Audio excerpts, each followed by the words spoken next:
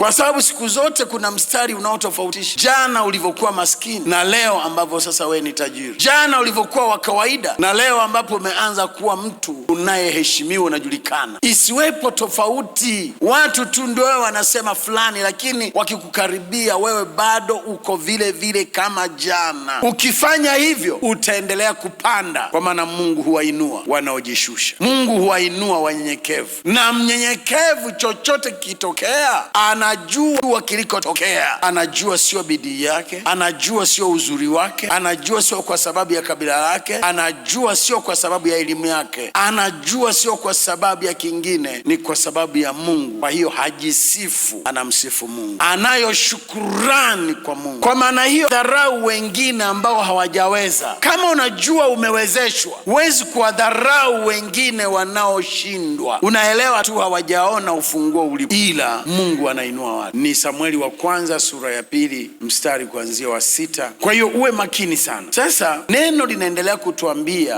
watu wenye shukurani ni watu wa namna gani? Ni watu waliojaa imani. Anayemshukuru Mungu ni mtu aliyejaa imani, moyo wake umejaa imani. Na mtu wa imani ni mtu wa neno la Mungu, amejaa imani. Bwana Yesu asifiwe sana. Ni watu waliojaa imani, ndio maana anamshukuru Mungu, kwa sababu anajua lolote lilotokea ni matokeo ya imani. Maana yake ni Mungu ametenda.